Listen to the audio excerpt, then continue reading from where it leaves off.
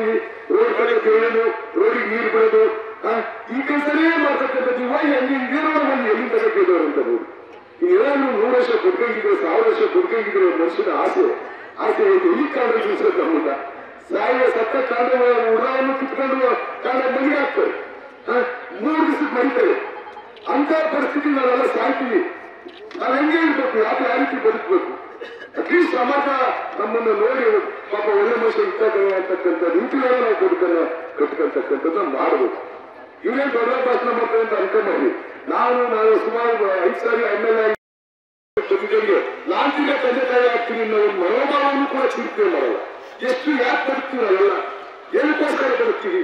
ಏನಾದ್ರೂ 1000 ವರ್ಷ ನಾವು ಬದುಕಿ ಈ ಸಮಾಜಕ್ಕೆ ಇರ್ತೀವ?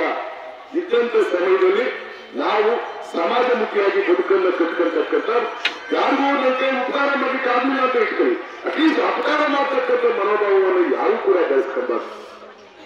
ಯಾರು ಕೂಡ ಅಟ್ಲೀಸ್ಟ್ ನನ್ನ ಕೈ ಸಮಾಜಮುಖಿಯಾಗಿ ಕೆಲಸ ಮಾಡ್ಲಿಕ್ಕೆ ಆಗ್ಲಿಲ್ಲ ಅಂತಂದ್ರೆ ಆ ಸಮಾಜಕ್ಕೆ ಕಂಟಕವಾಗಿ ಬದುಕ್ತಕ್ಕಂಥ ಕೆಲಸವನ್ನ ಯಾರು ಕೂಡ ಮಾಡಬಾರ್ದು.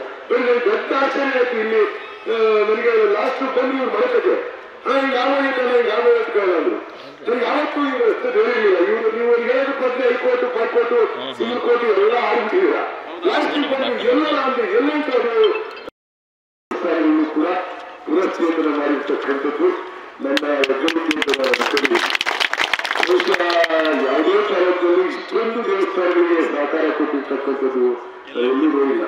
ಈಗ 2 ತಿಂಗಳ ಈಚೆಗೆ ನಾನು ದೇವಸ್ಥಾನಗಳಿಗೆ 4 ಕೋಟಿ ರೂಪಾಯಿ ಅನುದಾನವನ್ನ ಕೊಟ್ಟಿರ್ತಕ್ಕಂಥದ್ದು.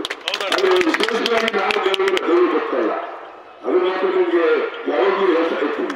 ನಾನು ಯಾವತ್ತೂ ನಮ್ಮ ಮನೆಯವರಿಗೆ ಕರ್ಪೂರ ಹಚ್ಚಿಲ್ಲ, ಕೈ ಮುಗಿಲ್ಲ, ದೇವಸ್ಥಾನ ಗಂಟಲ ಹಚ್ಚಿಲ್ಲ, ಕೈ ಮುಗಿತಲೇ ಇಲ್ಲ. ನಾನು ರಾಜಕೀಯ ಬರೋದಕ್ಕೆ ಮೊದಲು ನಾನು ನಮ್ಮದೇ ಆಗಿರ್ತಕ್ಕಂಥ ರೀತಿಯಲ್ಲಿ ಬದುಕನ್ನು ಕಟ್ಕೊಂಡಿದ್ದಂತ.